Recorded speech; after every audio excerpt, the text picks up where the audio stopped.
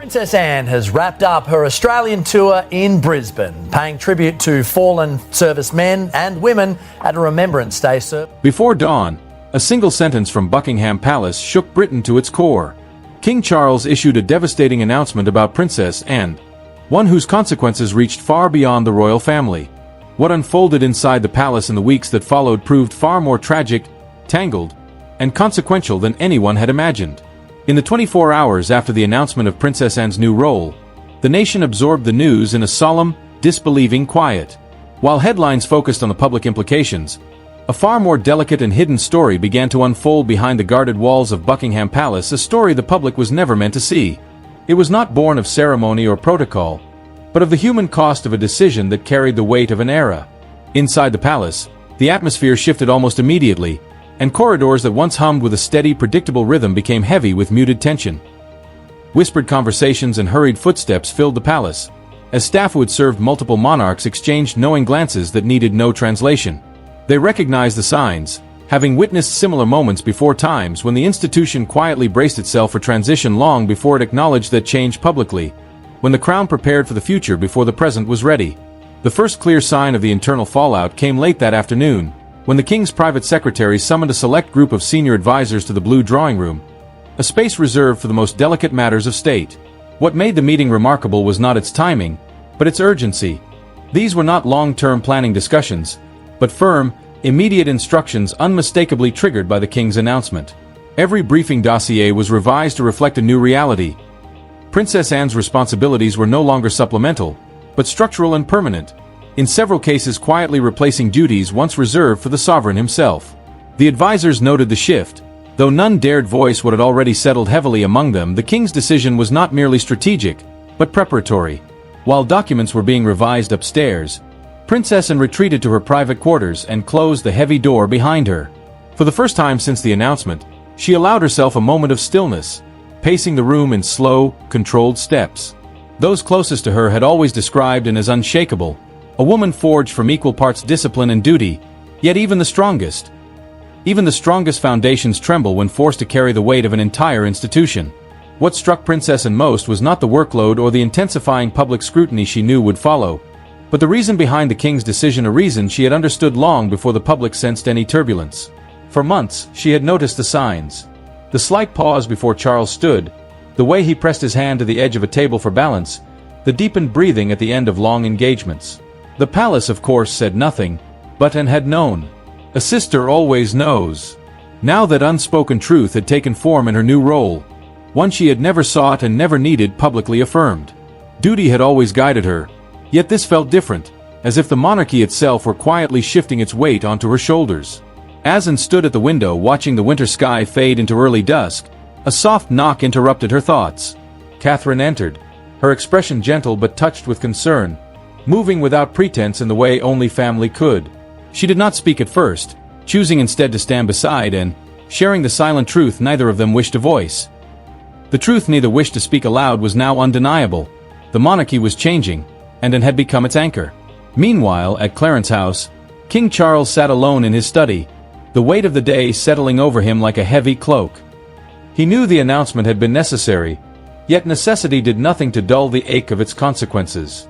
In the quiet, he allowed himself a rare moment of reflection, thinking of Anne as a young girl, stern even then, fiercely loyal, and impossibly steady. He remembered the decade she had spent carrying the monarchy's least glamorous duties without complaint, fatigue, or expectation of recognition. And now, at a time when many would retreat from public life, he had asked her to shoulder even more. His gaze drifted to a framed photograph on his desk, the siblings standing side by side at Balmoral not long before their mother's passing, a moment of calm before the world shifted beneath them. Now it was shifting again, and Anne, his steadfast sister, was stepping into a storm he could no longer weather alone. Elsewhere in the palace, William met privately with advisors, considering the long-term implications of the king's decision. Though he supported it fully, he understood the truth beneath it. The crown was positioning Anne as a stabilizing force during a fragile transition, a quiet signal that the institution was preparing for possibilities the public had not yet been asked to consider. The chapter closed with a detail almost no one outside the palace would ever know. That night, long after the lamps had dimmed, Anne walked the silent corridor to the king's private study, paused at the door, exhaled slowly, and stepped inside. The conversation that followed, peaceful, honest, and heartbreaking, marked the true beginning of her new role, not as a title or a duty, but as a promise. The quiet signals went unnoticed until it was too late. The story of King Charles's devastating announcement did not begin on the morning it was made public.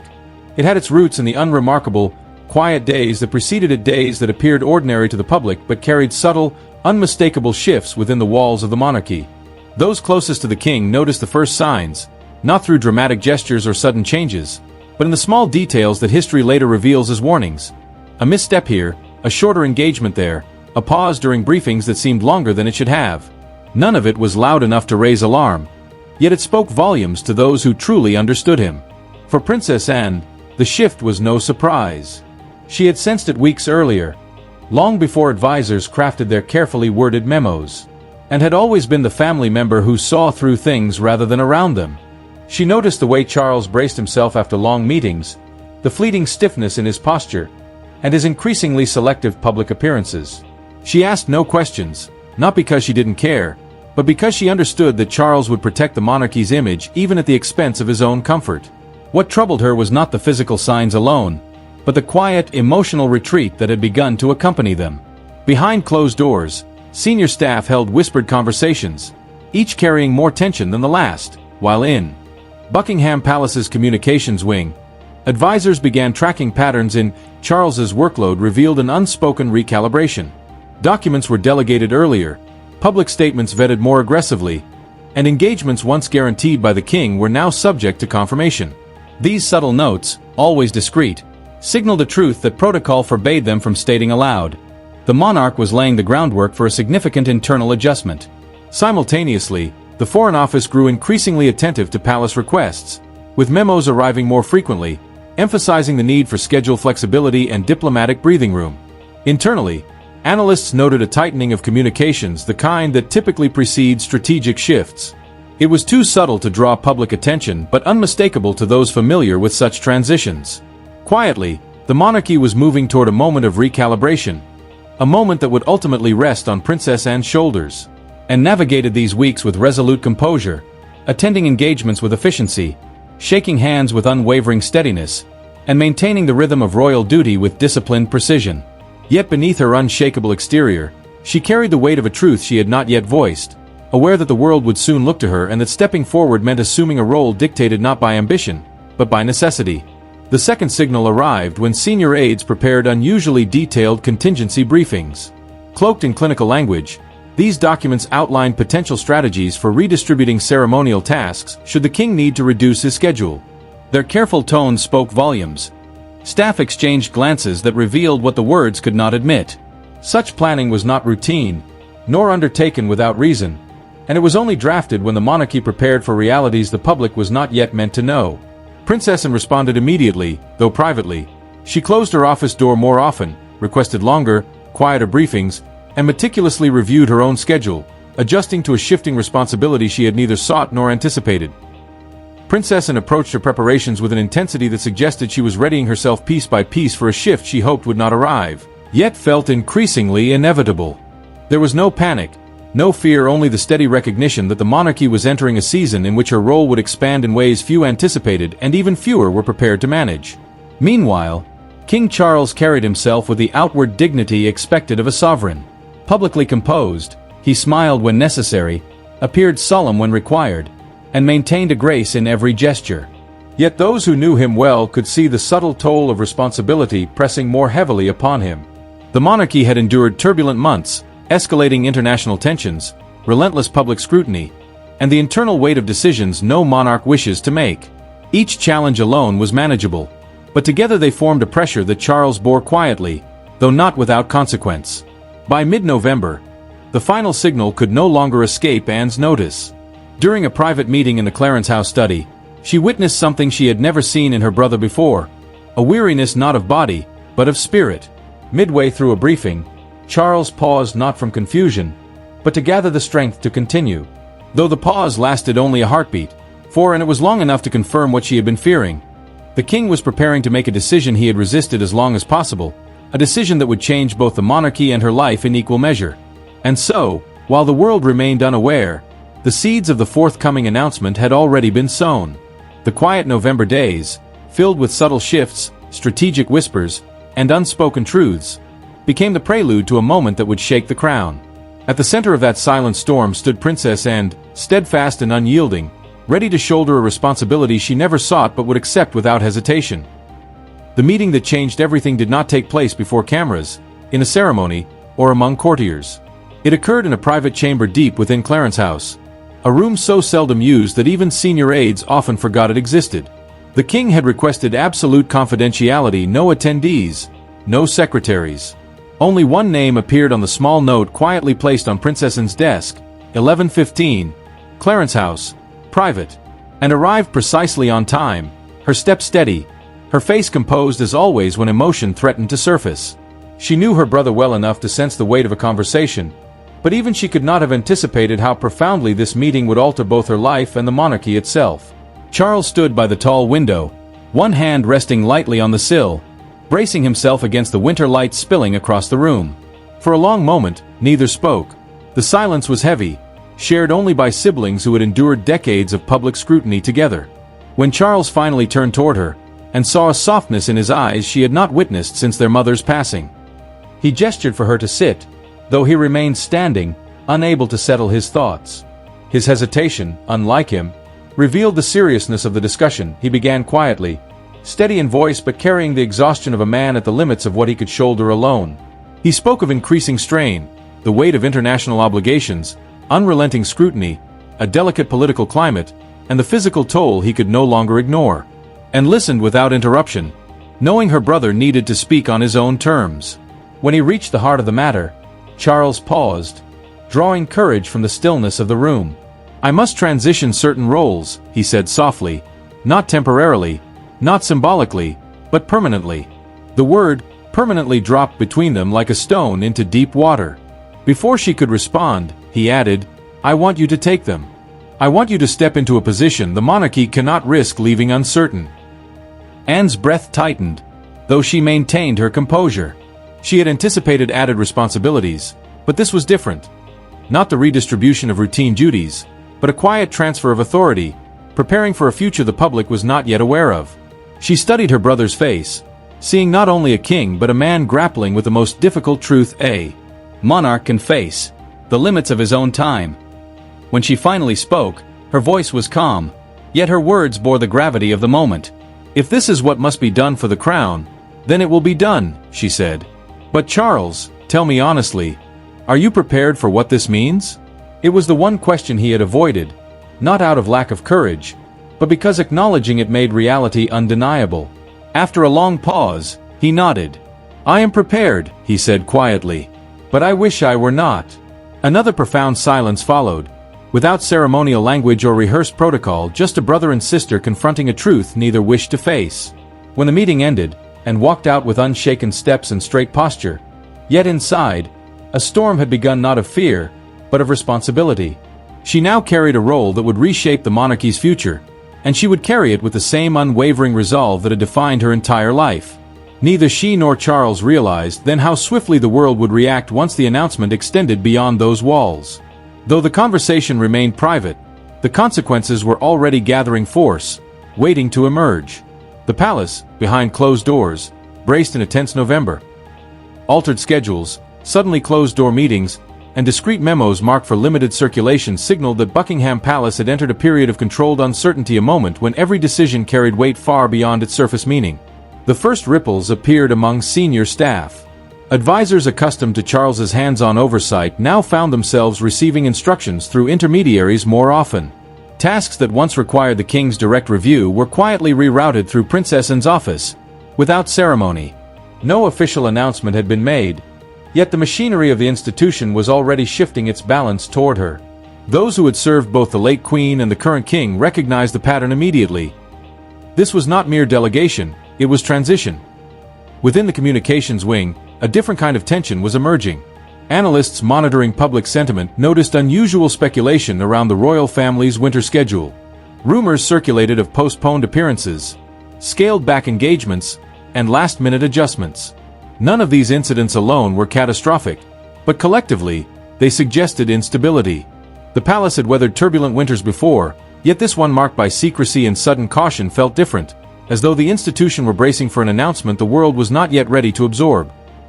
Princess Anne moved through this period with brisk decisiveness, masking the emotional weight she carried. She attended briefings with exceptional precision, asked pointed questions, recalibrated timelines, and assumed responsibilities once held by her brother. Staff noted her tone was sharper than usual, not from irritation, but out of necessity. She was constructing the infrastructure needed to assume duties she had never sought but could not refuse. Outwardly composed, she often lingered late in her office, reviewing documents alone after the corridors fell silent. Meanwhile, Prince William found himself navigating two conflicting realities. He fully supported Anne's expanded role, trusting her judgment, admiring her discipline, and recognizing her as the only royal capable of stabilizing the institution during such a delicate period. Yet he also understood the unspoken implication of the king's decision. Charles was preparing for a future in which he might no longer stand at the monarchy's helm with the same strength he once had. The weight of this reality pressed heavily on William, who had spent the past year increasingly aware of the burden of succession. During a particularly tense meeting at Kensington Palace, he reviewed the updated protocol briefing listing Princess Anne as the designated senior representative for several upcoming engagements traditionally reserved for the monarch. The list was not extensive, but its symbolism was unmistakable, signaling a subtle yet profound shift in the monarchy's structure. The responsibilities listed in the updated briefing, including events, military inspections, and diplomatic receptions, signaled a shift from supportive participation to structural leadership. When the meeting concluded, William remained seated at the table, hands folded, staring at the document long after others had departed. For the first time, he could no longer deny what was coming. Queen Camilla, meanwhile, carried her own silent burden. Having lived through the harshest chapters of royal scrutiny, she understood the relentless nature of public narrative better than anyone within the institution. When Charles informed her of his conversation with Anne, she did not react with shock. Instead, she responded with quiet, devastating understanding. She recognized that Charles's decision was not born of weakness but of love for the crown, for stability, and for the family he wished to protect before circumstances forced his hand.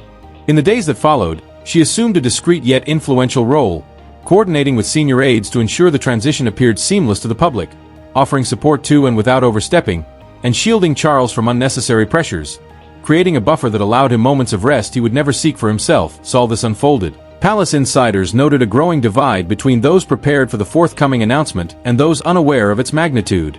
Long-serving staff recognized echoes of 1952 and 2022, years when the monarchy adjusted its footing under the shadow of inevitability.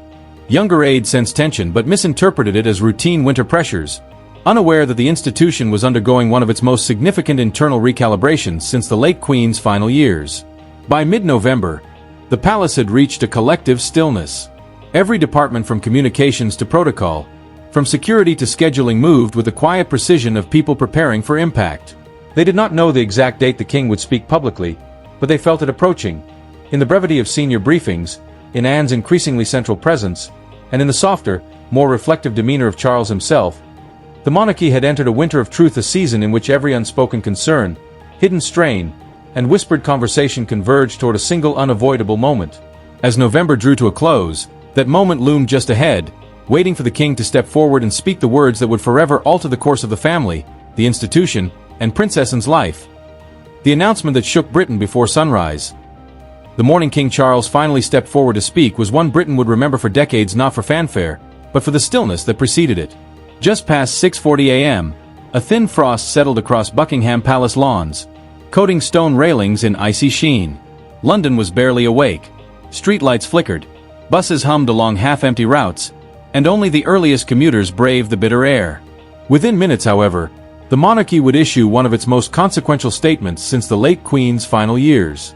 At 6:47 a.m., the palace press office released a statement so concise and stark that senior correspondents reread it twice to confirm its meaning. In measured, deliberate phrasing, King Charles announced a permanent restructuring of senior royal duties, confirming Princess Anne's elevation to a newly formalized role historically reserved for the monarch's most trusted anchor during times of institutional transition. This was not temporary assistance or a provisional measure, it was permanent, strategic, and explicitly tied to the crown's stability. Within 90 seconds, broadcasters cut into programming. On BBC Breakfast, a presenter hesitated mid-sentence, glancing at the breaking news banner in visible shock. Sky News switched immediately to a live desk, while in Edinburgh a commuter reportedly stopped walking, staring at her phone in disbelief. Across the Atlantic, on the U.S. East Coast, anchors scrambled to contextualize the announcement for their audiences, asking repeatedly, what prompted such a drastic move? The statement offered no details about the king's health, yet its tone spoke volumes. Royal announcements are usually cushioned with diplomacy, acknowledgments of service, and nods to tradition. This one carried none of that. It was clinical, precise, and weighted with the unmistakable gravity of irreversible change. Analysts immediately noted the most telling line. Her Royal Highness will assume a defined senior role in sustaining the Crown's operational responsibilities going forward. Not temporarily, not for the winter, for the foreseeable future. Inside Clarence House, King Charles remained in his study as reactions poured in. He had chosen not to appear on camera, knowing clarity outweighed sentiment. He understood that Anne's acceptance of the role signaled a profound shift not just within the institution, but within the family itself. Princess Anne did not watch the unfolding coverage. Instead, she stood in a quiet corridor overlooking the palace gardens, hands clasped behind her back, absorbing the weight of a responsibility she had never sought but could not refuse. To the world, the announcement was historic, political, and emotional. To her, it was simpler, yet heavier. It was duty, permanent and immediate, and the beginning of a chapter that would redefine the monarchy's future in ways the public was only beginning to grasp. The hours following the King's dawn statement rippled across the globe. In Britain, radio call-ins filled with voices trembling between concern and resignation. Older listeners recalled the winter transitions of the 1990s and early 2000s, when subtle palace shifts often presaged seismic changes. Younger viewers flooded social media with disbelief, questioning how Princess Anne, always steadfast, had suddenly become the monarchy's central pillar. Newspapers raced to finalize midday editions with headlines ranging from "A new era begins" to "What the palace isn't saying." Analysts dissected the announcement's unusual bluntness, noting the absence of reassuring phrasing. One BBC correspondent described it as less a routine reassignment and more a structural rebalancing of power, effectively confirming Anne as the monarchy's operational stabilizer, a role rarely invoked unless the sovereign faced mounting constraints. Across Europe, diplomatic channels quietly sought clarification. Ambassadors requested updated protocol guidance, unsure whether upcoming state engagements would be led by the king or by Anne. The Foreign Office issued a rehearsed, calm line. All commitments remain unchanged.